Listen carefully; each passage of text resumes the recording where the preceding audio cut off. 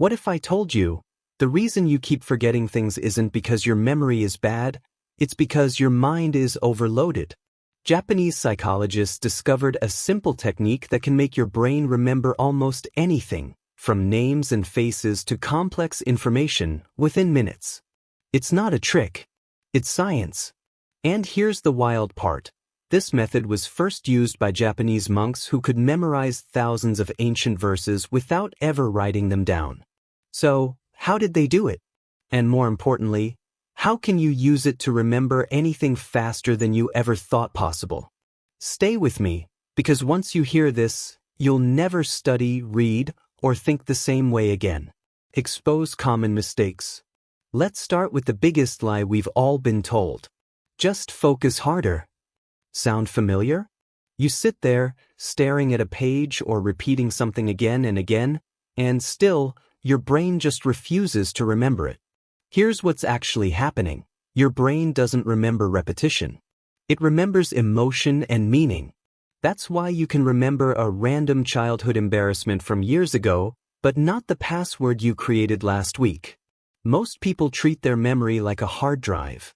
They try to save information by cramming it in. But memory isn't storage. It's a network. And if there's no emotional or visual connection, your brain simply throws it away. Japanese psychologists call this the kankaku memory principle, the art of linking feeling to information. It's what turns ordinary facts into unforgettable memories. Deep psychological insights. Here's how it works, and why it's so powerful. In Japan, memory training isn't about force. It's about flow. There's even a word for it, Shinri Renshu, which means psychological practice. Students are taught to use emotional association, sensory cues, and visualization, all to encode information deeply. Let's take an example. Say you're trying to remember the name Hiroshi. Instead of just repeating, Hiroshi, Hiroshi, Hiroshi, you imagine Hiroshi standing in front of a hero, wide ocean.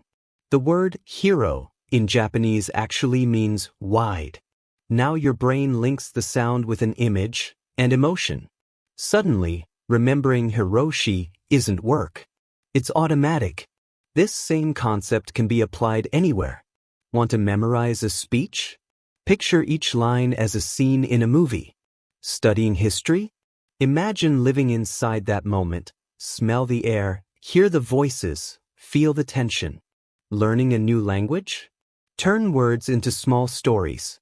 Japanese neuroscientist Takuji Shirasawa found that emotional imagery activates both the hippocampus and amygdala, the two regions that control memory and emotion. That dual activation creates what's called a neural anchor. It's like planting a flag in your mind that your brain can't ignore. And the more emotionally vivid the connection, the stronger your recall. But here's the twist. Most people stop right before their memory becomes permanent. They review information once, maybe twice, and think it's done. In Japanese psychology, this is called the forgetting curve trap. Studies show that you lose 70% of what you learn within 24 hours if you don't emotionally re-engage with it. So instead of rereading, re-feel it. When you review something, bring the image, the sound, the emotion back to life. That's how your brain says, oh, this matters. Keep it. Think about this. What if you could remember every book you ever read? Every conversation that shaped you? Every piece of knowledge that could change your future? The truth is, you already can. Your brain's capacity is limitless.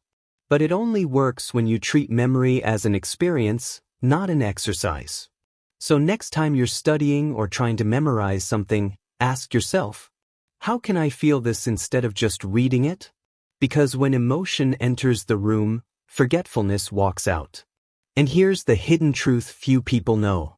Japanese monks used this exact principle centuries ago in a practice called Kuji-in.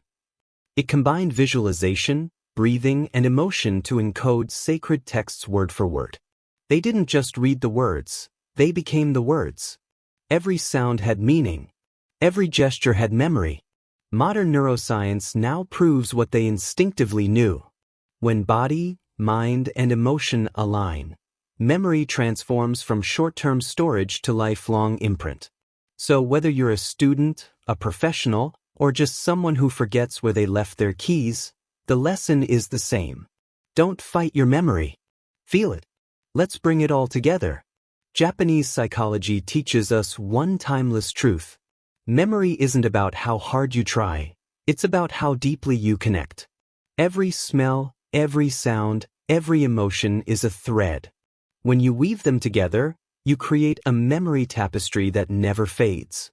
So the next time you want to remember something, stop cramming. Close your eyes. Feel it. Visualize it. Give it meaning. And watch your mind do what it was always designed to do. Remember effortlessly. If this opened your eyes, share it with someone who struggles to remember. Because once you understand this Japanese psychology hack, you realize your memory was never the problem. You just needed to remember how to remember.